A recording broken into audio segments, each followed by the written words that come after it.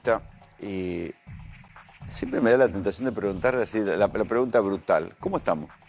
Mal, estamos muy mal porque tenemos... Sin tecnicismo, ¿cómo estamos? Estamos con un plan económico que realmente es muy malo, es muy ¿Tan mal la ves? Sí, es muy malo en lo fiscal, es muy malo en lo fiscal y su puente a lo monetario, y es muy malo en lo monetario. Con lo cual los resultados puestos en la dinámica de la película de mediano y largo plazo nos van a llevar a un futuro peor en relación a lo que estamos ¿Peor viviendo. que el aumento de la pobreza de hoy? Sí. Yo creo que el gobierno de Javier Milei en estos momentos está mostrando su mejor versión, lo mejor que puede dar al menos con este plan económico, que tiene un pésimo diseño. Te lo explico en un segundo. Se casa con el superávit financiero a toda costa, que es lo peor que le puede pasar al sector privado, y todos los economistas mainstream y los economistas liberales que lo defienden a capa y espada están todos equivocados desde mi punto de vista, y lo explico muy sencillamente. Vos sos un privado. ¿Vos qué preferís? ¿Un gasto público de 40% y una recaudación total de 42%, y así tenés un superávit de 2%? ¿O un gasto público de 25% y una recaudación de 23%? Y un superávit primario y un resultado deficitario financiero. Claramente, la primera opción está mal y lleva a la implosión de la economía, y además no es ni sustentable ni permanente. La segunda, tenés alguna posibilidad y chance, si haces todo bien todos los días seguidos y tenés la suerte que te sale todo bien, de tener algún horizonte mejor. Esto es muy fácil de ver. ¿Por qué? ¿Qué sucede? Si vos tenés un gasto público, los números son inventados, pero tampoco están muy alejados de la realidad, ¿no? Si vos tenés un gasto público de 40 y al sector privado le extraes riqueza por 42, lo que haces es, primero, llevas a la economía a una implosión del nivel de actividad porque asfixiás al sector privado, que es el que ahorra, invierte, acumula capital, genera trabajo, produce y consume. Entonces, si vos le sacás casi la mitad de la economía al sector privado, lo gas. Ahora, si vos además le sacás más de lo que, entre comillas, lo explico muy sencillo, necesita el Estado, que son estos 40 puntos, si vos le sacás 42 porque tenés 2 puntos de superávit financiero, que de hecho acaban de anunciar que da 1.5 la cuentita anualizada, o sea, muy lejos no está, ¿qué estás haciendo? Le estás sacando al sector privado más de lo que el Estado necesita. O sea, estás haciendo en el presente desahorrar al sector privado, que es el que invierte y produce. La gente que está diciendo no. Exacto, para que ahorre. Tengo que vender los dólares. El sector público, el Estado. Le está sacando recursos al que produce para dárselo al que no produce. Menos liberal, más alejado del liberalismo que eso. Bueno, pero Milei no dice hay. Que los que no entienden esto son libertarados. A ver, yo creo que Milei tiene grandes problemas intelectuales muy profundos, errores técnicos garrafales, que como ve que los resultados son realmente los que no espera, y ve que la película se complica y que no pueda levantar el cepo y no se anime a levantar el cepo, es la ilustración que las cosas no le están saliendo nada bien, sino mal. ¿Puede resistir sin devaluar? Mira. ¿O hasta cuándo puede resistir sin devaluar? Primero, hay que hacer varias aclaraciones. El tipo de cambio oficial del crawling peg actual, al 2% mensual, si se extendiera hasta final de año, sería $1 en términos reales, ajustado por inflación, alrededor de 5 puntos porcentuales, asumiendo una inflación más o menos como la de ahora, un poquito menos, más barato que el de Massa, o sea, más barato que al que él lo llevó a subir el tipo de cambio de 350 a 820. Primera inconsistencia. Se comió toda la diferencia. Encima él, en este camino, le metió más impuestos. Porque, por ejemplo, subió el impuesto país. Por ejemplo, a algunos le subió la retención. Ha aumentado fiscalización. O sea, ahoga vía tipo de cambio, ahoga vía presión tributaria. Resultado, vos tenés empresas, pymes sobre todo, que este tipo de cambio a las exportadoras no les sirve para producir y exportar. A las que producen para el mercado doméstico no les sirve para producir para el mercado doméstico. Ahora, la situación para esas pymes... Y tampoco puedes importar para bajar precios. Claro, no, pero es peor que hace un año atrás. Porque, bueno, decía Hernán, 10.000 pymes cerradas. Claro, ¿qué sucedía antes? Con el anterior gobierno, voy a ser soft, suavecito, vos eras amigo, levantabas un tubo de teléfono, qué sé yo, qué sé cuánto. Y aparecían los dólares. Y aparecían los dólares inventados a 300. A cambio no sé de qué, pero aparecían los dólares a 300. Entonces, ¿qué sucedía?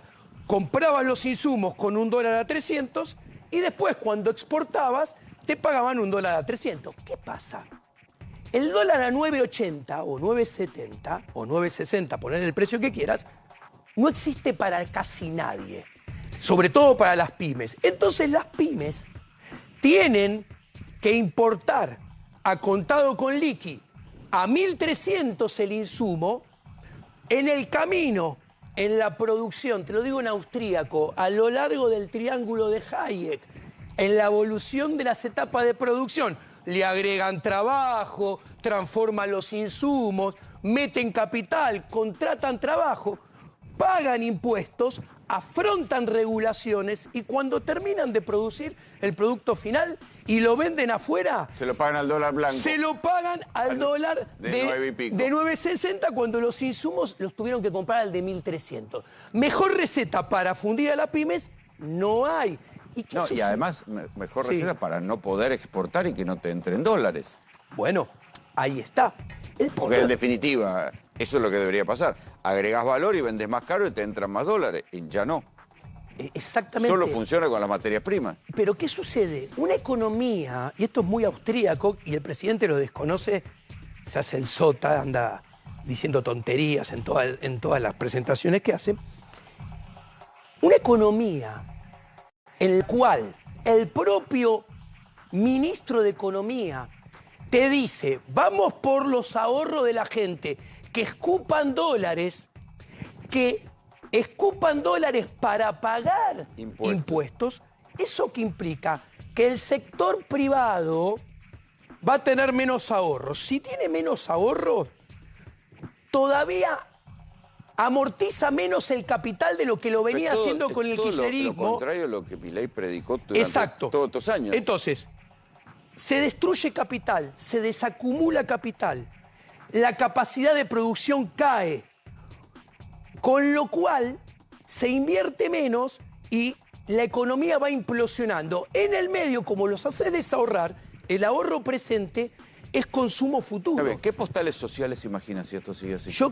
Es más, te voy a decir... Porque hasta acá estamos los números. Bajémoslo a las postales sociales. En este canal de televisión, cuando el gobierno de Mauricio Macri era gobierno entre 2016 y 2019, con Javier Milei, nosotros decíamos que si se seguía haciendo socialismo, la pobreza iba a llegar al 60%. Bueno, Javier Milei... Porque además recordemos que efectivamente Macri se fue en un escenario que tiene algunas similitudes con este. Bueno. Digo, con supuestamente emisión cero, déficit cero e inflación que no paraba. Javier Milei está haciendo socialismo monetario y masismo de buenos modales en forma crecientemente y sobre todo mentirosa. ¿No será que no se puede hacer otra cosa? No lo sé eso, pero yo hablo de lo Estado... tangible. Por ejemplo, te habla de el superávit financiero. ¿Y dónde ves la mentira? La variable que hay que mirar es la deuda. ¿Por qué? Porque si vos tenés superávit financiero, ¿qué quiere decir? Que le estás cobrando impuestos de más a los privados. ¿Y qué es eso? Te lo voy a decir en difícil pero en fácil. Es una traslación de recursos de las empresas de hoy que pagan impuestos de más para que en el futuro supuestamente paguen menos impuestos. ¿Por qué? Porque si vos le sacás recursos de más a los privados para dárselo al Estado, como hace Caputo, la deuda tiene que bajar. Ahora, cuando vos mirás la deuda, vos te encontrás que el último mes del anterior gobierno, el ratio deuda-PBI era 80%. Cuando este gobierno devalúa en diciembre, pasa de 80 a 118%. Y cuando vos mirás el monto de la deuda en dólares, aumentó 19% en el primer semestre. Pasó de 367.000 a 430 y pico mil la deuda. Es una bola y de si nieve. a esto le sumás que el PBI, sacando el rebote estadístico del campo, con rebote estadístico del campo, según Fausto Espotorno de Orlando Ferreres, en el primer semestre el PBI, medido por el IGA, Índice General de Actividad, cayó menos 5%. Si le saco el rebote estadístico del campo, que es más 57, el PBI cayó a menos 8%, con lo cual el ratio de deuda de PBI, si estaba en 118%, va a subir a 130, por decir algo. ¿Qué quiere decir? Con superávit financiero, sacándole recursos de más al sector privado, penalizando el ahorro, la inversión, la producción, el consumo futuro y la generación de riqueza, están aumentando la deuda. Entonces, le está sacando de más para hipotecar el futuro. Y esta discusión, una inflación del 4%, ¿es una buena noticia o una mala noticia frente a la recesión económica que hay? Te contesto muy sencillo, números duros. Si yo agarro el promedio mensual de inflación de Sergio Tomás Massa, el peor ministro de Economía hasta que llegó Caputo, acá siempre está la ley de oro, el que viene después siempre es peor.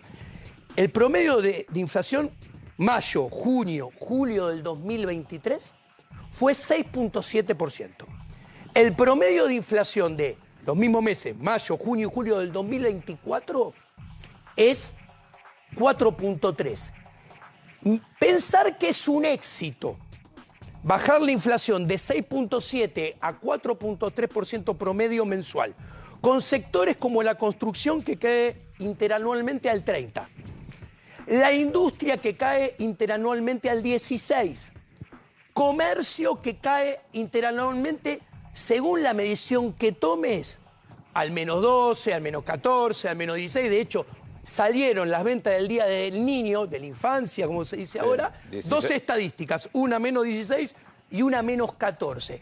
Realmente, si vos lográs tu resultado a mostrar es bajar desde el peor ministro de Economía la inflación del 6.7 ahora al 4.3, haciendo caer la economía a lo que la estás haciendo, la verdad de la milanesa es que tu plan desinflacionario tiene muy poca credibilidad, muy poca reputación. Y si a esto le agregás... Sí, es como una quimioterapia para la sociedad. Pero una quimioterapia que no mata las células cancerígenas, sino Mata que todo las alrededor. oculta, pero las reproduce adentro de los órganos para un problema mayor en el quirófano más adelante en el tiempo. ¿Por qué? Porque el gobierno sigue emitiendo. Y es mentira. A ver. ¿Cómo no era que no emitía más? Mentira. A ver, la base monetaria en abril eran 15 billones de pesos y hoy en día son 22, 23 billones de pesos. Y cuando vos mirás el programa monetario, o sea, el planning de emisión que presentó Vladimir Bernin en el exterior, vos te das cuenta que planean de acá al final del 2025 emitir base monetaria por todo las LELIC y pases, que eran pases finalmente, que le pasaron Al Estado. del Banco Central al Tesoro. Ahora, ¿cuál es el problema? Otro gran problema. Cuando vos mirás esa deuda que se pasó al Tesoro, uno, paga mucho más intereses con el Tesoro que lo que pagaba con el Banco Central. Encima se capitaliza y se ajusta por ser, o sea, por inflación y por tipo de cambio. O sea, si más adelante hay una devaluación, que es muy probable, se dispara la deuda. Se dispara la deuda. Si la inflación tiene trayectoria en forma de U, o sea, si baja, encuentra un piso que no lo puede perforar y vuelve a subir, también aumenta y se capitaliza. ¿Esto qué quiere decir? Que los intereses de esta deuda van a ser a futuro mucho mayor que ahora, que aumentaron muy fuertemente. Ahora, esos intereses son gasto público. Es la diferencia entre el resultado primario y el resultado financiero. ¿Qué quiere decir? Es más gasto público al futuro. Y si es más gasto público al futuro, el ajuste fiscal también tiene que proseguir y no se acaba nunca. ¿Qué debieron haber hecho? Sencillo. Mira, yo creo que primero y ante todo deberían haber tenido un equipo económico y un plan hecho, porque llegó sin un plan. El titular del Poder Ejecutivo Nacional llegó sin ningún equipo y la prueba es, ¿quién lo rodea hoy en día? Bausili, que no lo conocía, no tenía noción de quién era Bausili. Toto Caputo, que era del PRO, del cual piensa pestes. Federico Sturzenegger, que él siempre habló bien y siempre lo defendió, eso es verdad, pero también es importado. ¿Quién tiene en su equipo de su riñón? Nadie. ¿Por qué? Porque toda la gente que sabe, por propia decisión de esa gente, lo quiso dejar solo y no quiso saber nada de su gobierno y de su plan económico, porque toda la gente sabe muy bien de quién estaba rodeado y qué tipo de construcción política había hecho, que no tiene nada de diferente al pasado, sino copia las peores cosas del pasado. De hecho, copia las peores cosas del menemismo. Diego.